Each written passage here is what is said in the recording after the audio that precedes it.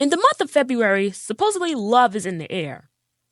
In reality, it's probably RSV in the air, because I am getting sick of it. Sick of not understanding romance norms. Sick of not wanting to fall into a lot of romance norms. Sick of not being prioritized because I'm not a romantic partner. Is there any hope for love as a Neurospicy black girl?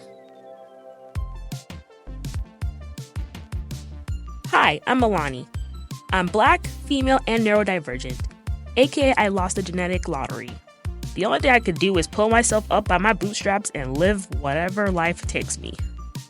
If anyone deserves to profit from my trauma, it's me. That's the life of a Neurospicy black girl.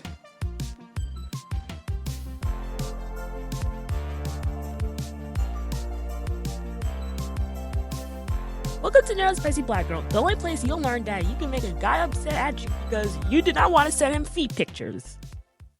Don't worry, I'll explain later. I'm Alani, and today we are back with a regular episode. I thought that a perfect episode for Valentine's Day would be to criticize romance. At least how romance is presented neurotypically. Yeah, I never got the romance hype.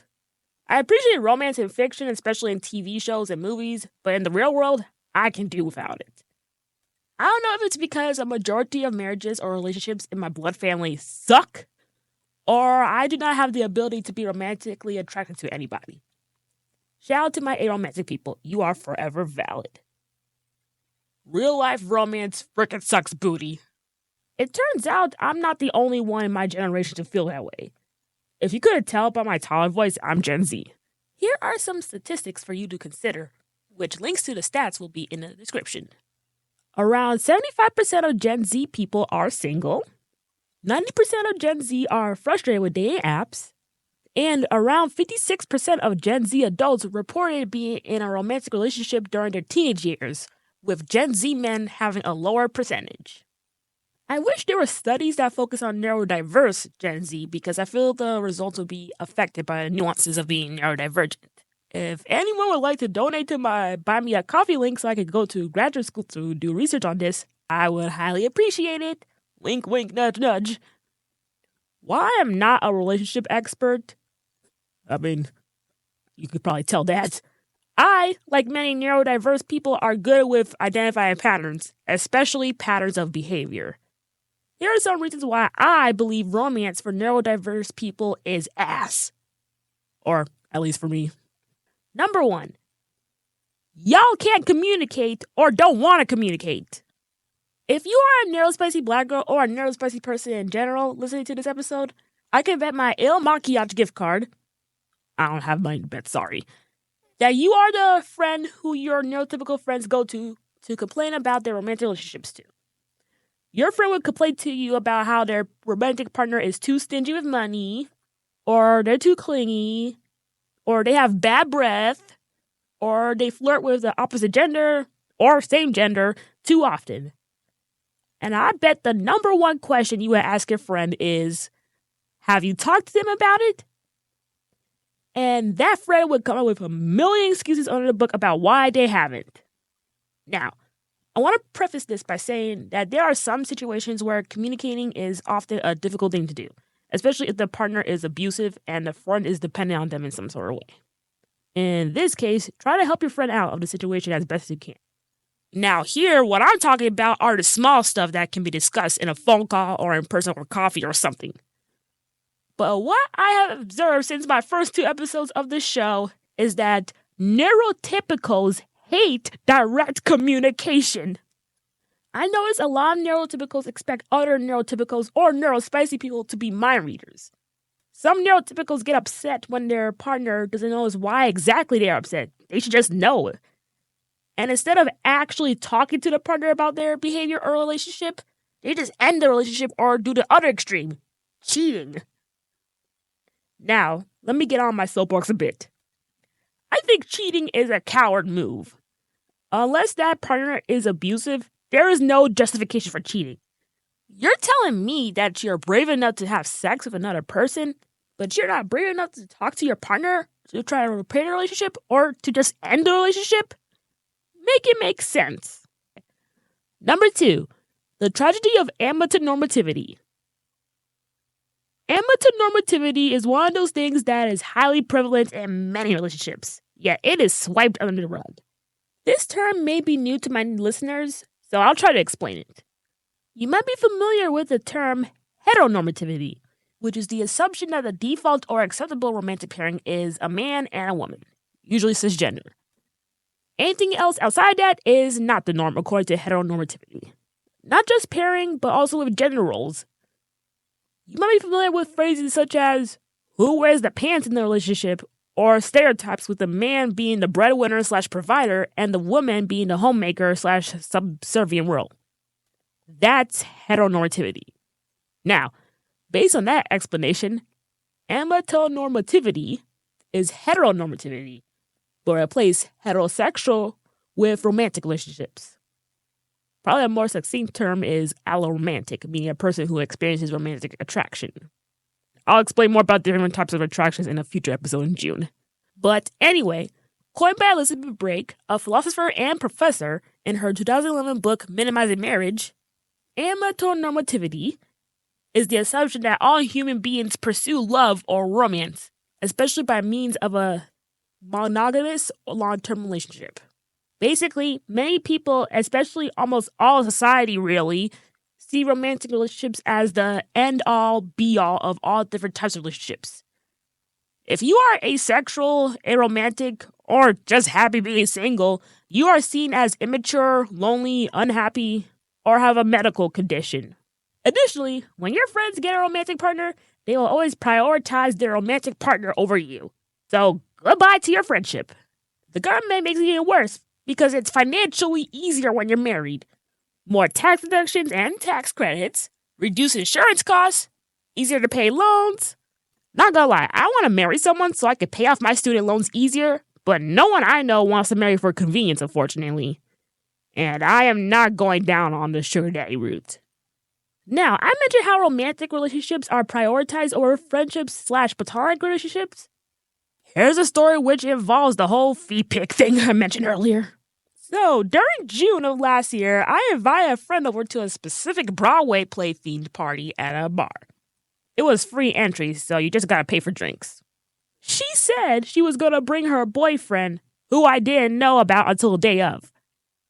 Now, I already had a bad feeling because that essentially means that I'll be unintentionally third wheeling the whole night. But I try to drink down the feelings because 2024 was a rough year for me, not gonna lie. Anyway, so her and her boyfriend decided to go to a different bar and I tagged along. They decided to smoke weed and also drink, so already not a good combo. Feeling left out, I decided to make a friendly conversation with a random dude in the bar. Now, here's the thing about flirting with me.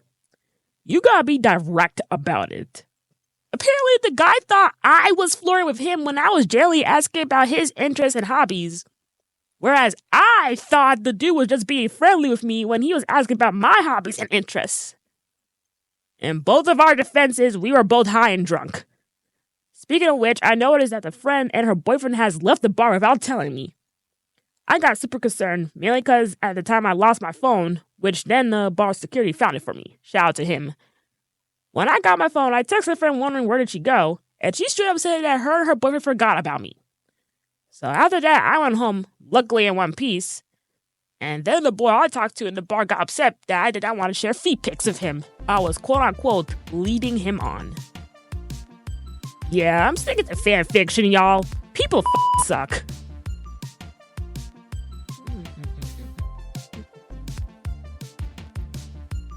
Okay, I'm kidding. Not really. But anyway, this is the part of the episode where I get into the advice portion. I would say this advice is more geared towards people like me who are excluded in the Valentine's Day shenanigans, whether it's due to their sexual or romantic orientation, going through a breakup, or another thing. This may be a tough day for many people, but it does not have to be. Tip number 1, reframe the day. Valentine's Day doesn't have to be about romantic love. It could be a day for self-love, platonic love, or even just Tuesday but with more chocolate discounts. Here are some ideas to reframe the day. For example, celebrate Self-Appreciation Day. Make it about you.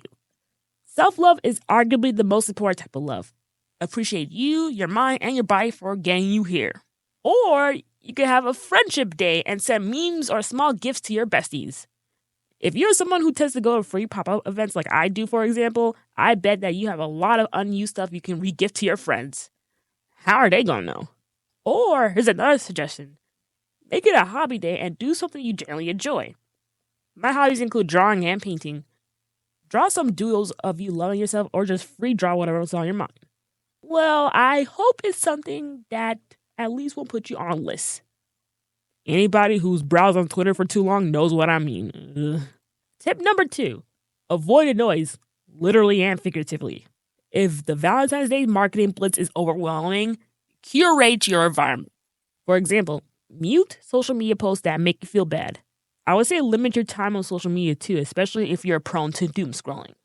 Also, skip places that will be overrun with couples, unless people watching is your thing.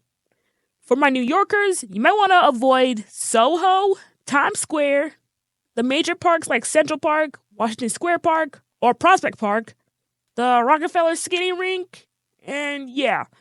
If you know anywhere else, let me know in the comments. Also, put on your favorite comfort show or music instead of sappy playlists. I find cartoons to be comforting as most of them do not focus on romance. Tip number 3. Romanticize solitude.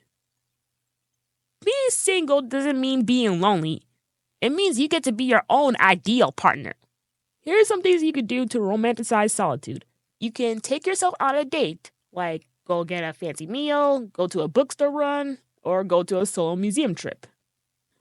On the bookstore thing, especially prioritize local bookstores, like the local independent ones. I recommend Blue Stockings, especially for what they do. Another thing to do is write a love letter to your future self. For your future self, write it and save it for your next birthday. It'll be the gift that you may need. A good website to do this with is Future Me. Link will be in the description. And finally, you can make a self-care ritual, whether that's a bath, skincare, or just resting without guilt. Remember, everyone, Valentine's Day is just a day. If Valentine's Day feels like too much, remind yourself that it's just another day on the calendar. And by February 15th, the real holiday begins. Discount Chocolate Day. So that's my returning regular episode. And I'm happy to do it, especially for my birthday month, which will, spoiler alert, will be the next episode for February. So yeah, I'm very excited about that. Thank you for listening to another episode of Neurospicy Black Girl. I appreciate each one of my listeners. Links to support me are in the description. Remember, it's okay to be human. Do what feels best for you. Tune in next time when something new happens and it'll definitely not be boring. Bye!